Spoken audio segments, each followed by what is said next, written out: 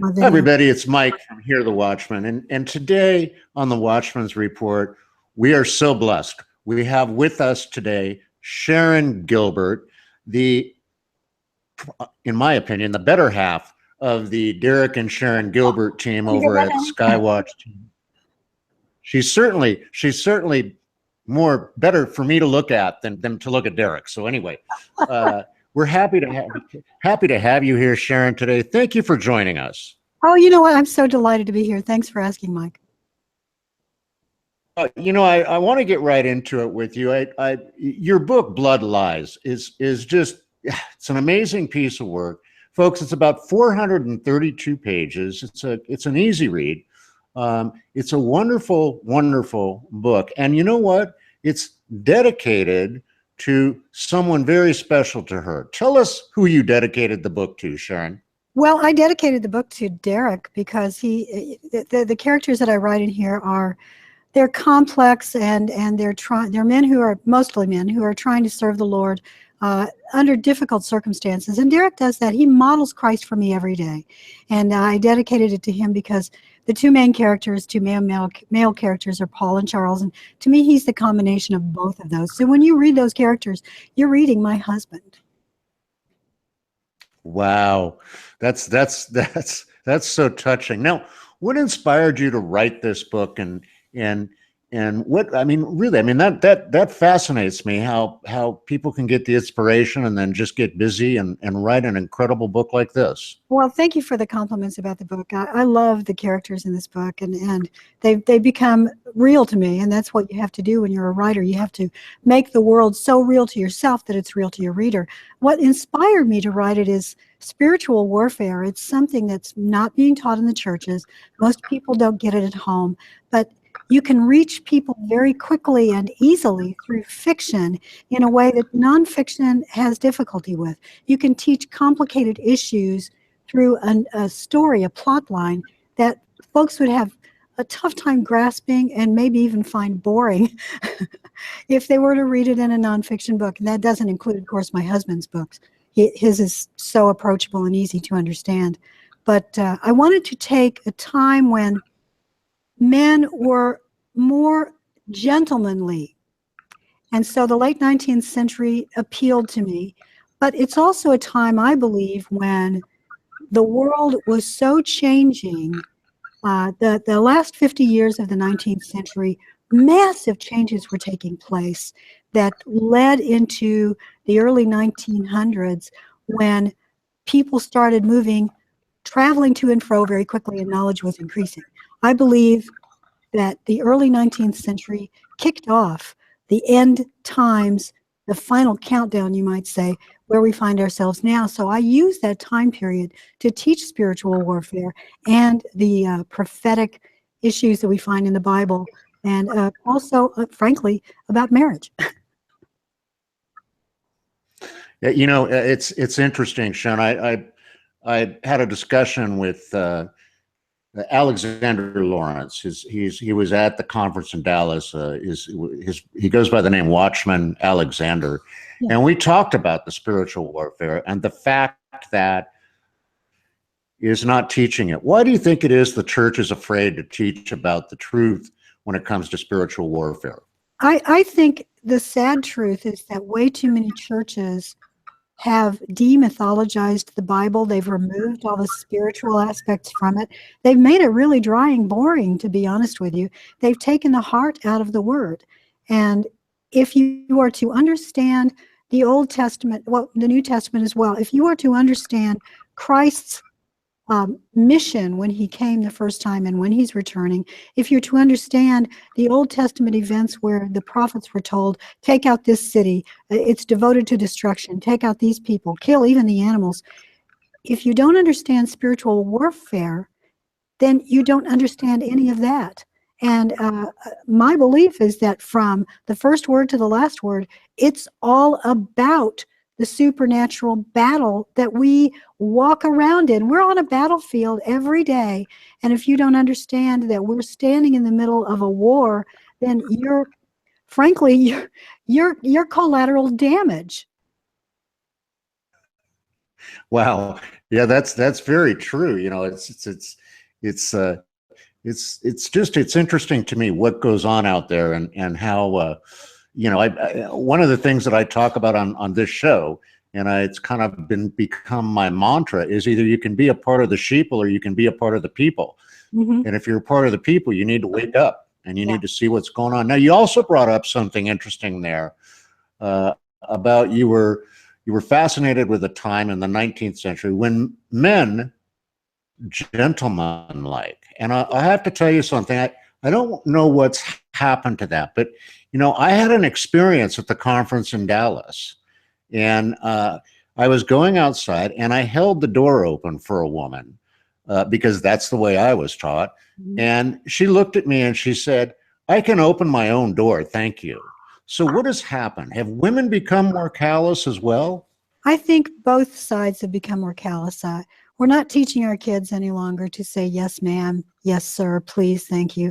We're not teaching deference to and respect for elders.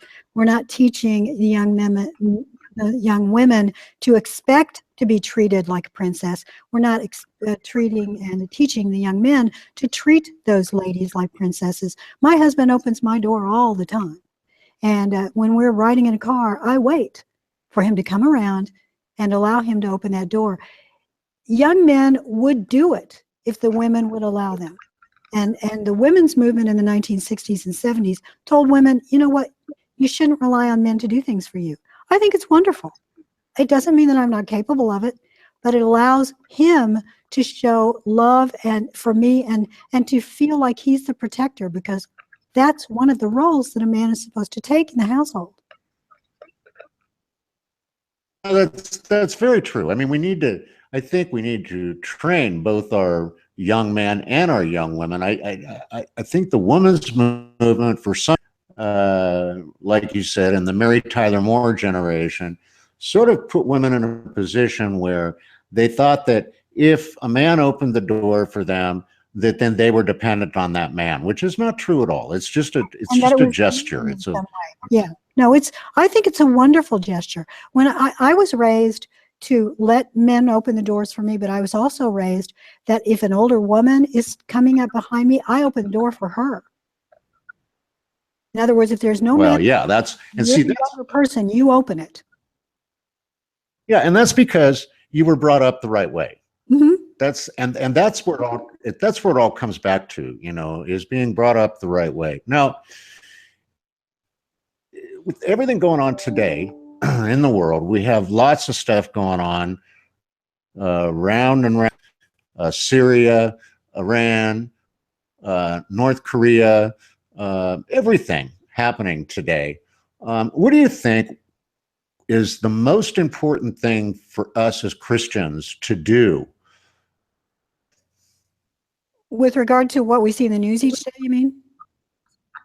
Well, I mean, with regards to all the signs that are happening in the world, of things to come. I mean, as Christians, what is it that we really need to do? I mean, is it pray more? Is it read the Bible more? What really do you think it is? Lift up Christ and him crucified. First and foremost, and that isn't just going around and speaking about it. Live like you're supposed to be loved. Live like you love the Lord. Live like you know he loves you. Jesus made it pretty simple. He gave us 2 rules.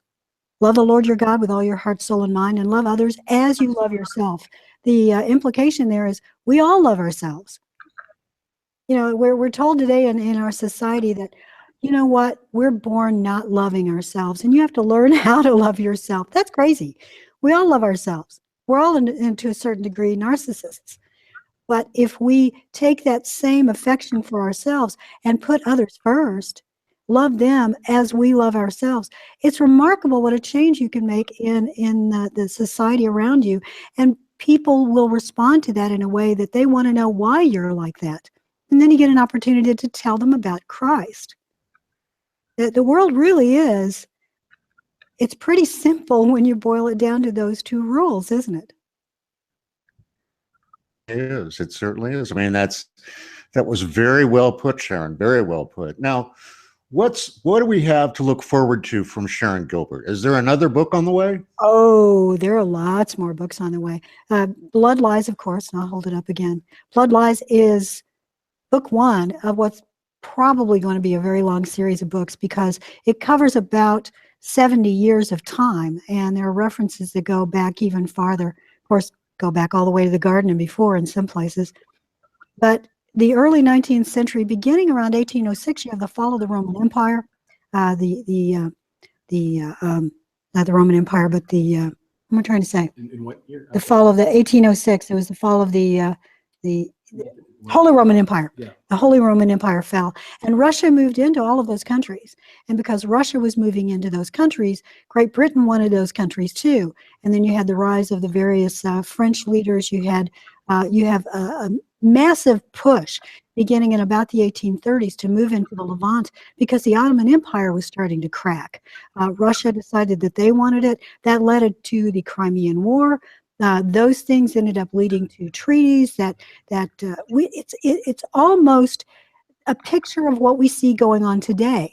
Great Britain wanted control of not only Europe, but also the Levant. They wanted to be, frankly, the hub of the new world order. And so my books are all about using certain bloodlines that have been developed by a group of fallen angels that are served by humans. This is the Red Wing group. They are trying to create the fit extension so the Antichrist can rise. That takes a long time to examine, and I try to give good time to my characters so that they can be developed and the storyline can be developed. So right now I've got 21 books planned. Book 2 is in the sort of middle editing process, and it's already 800 pages. Wow, that's impressive, Sharon. That's impressive. Now, you and Derek participated in perhaps the most powerful session of the Hear the Watchman conference in Dallas a couple of months ago, or 6 weeks ago.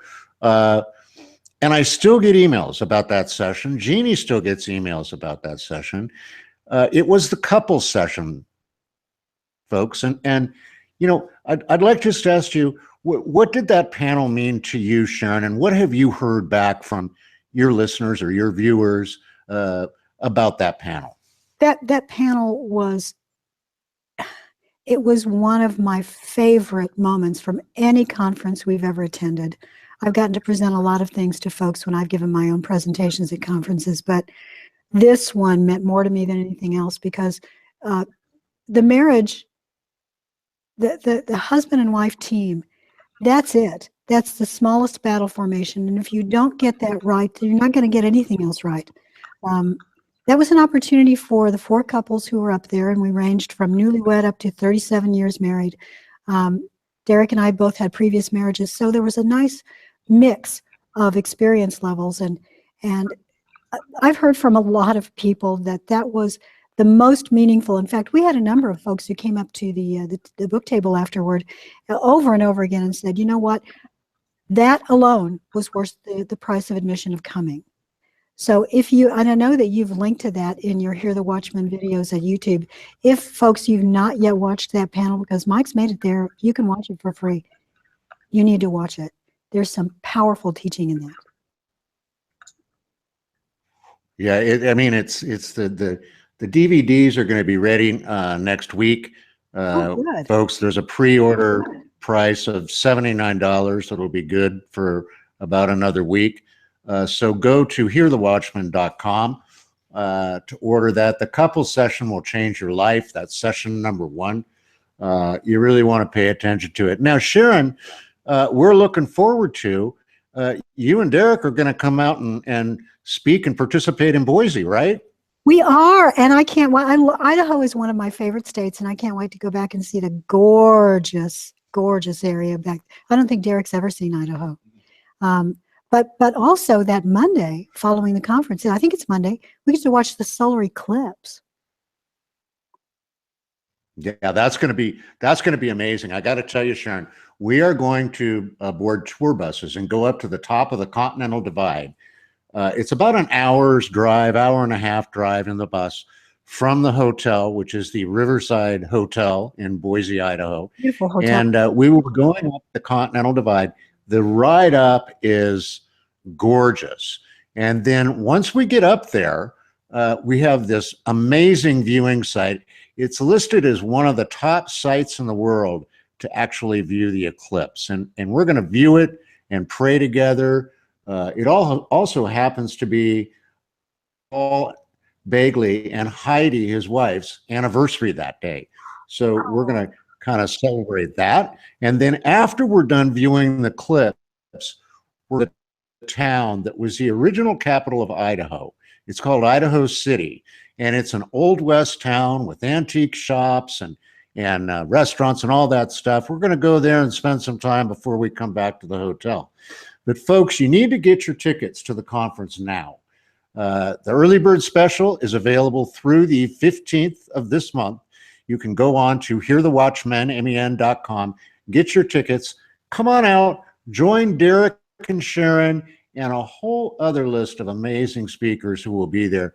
And you know, we might do a panel there, as well as we're doing some breakout sessions. So we'll see what develops with that as we proceed about doing maybe a couples breakout session. We love that. We'll put some together. Jeannie's nodding her head in the background here.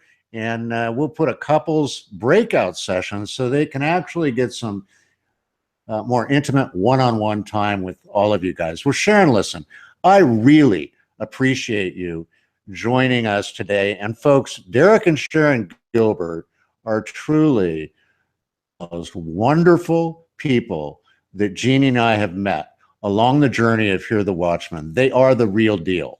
So pay attention to SKYWATCH TV. Watch Derek and Sharon this Sci-Fi Friday tomorrow and catch them on that, as well as Derek and his books, his new books. I mean, it's just flying off the shelves. I think it's #2 right now in a lot of categories at Amazon. #1 new release at Amazon in the prophecy category. He's blowing the doors off that place. It's amazing. I'll tell you, it's amazing. So get that book, folks. Well, Sharon, thank you so much. I'm going to let you guys go. I know it's lunchtime there at SKYWATCH TV. You're going to probably go eat like what, an apple and a couple of pieces of granola? Actually, I eat real food, but I do love apples. Eat a lot of those. Don't know what the chef here at SKYWATCH has made today. He always makes good food. Well, God bless you. God bless Derek. All of you at SKYWATCH TV.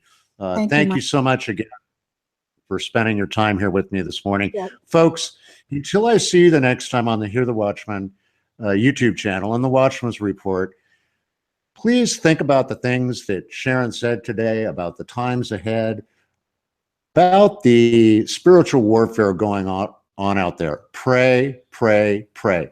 Do not be a part of the sheeple. Be a part of the people. Till I see you next time, God bless each and every one of you.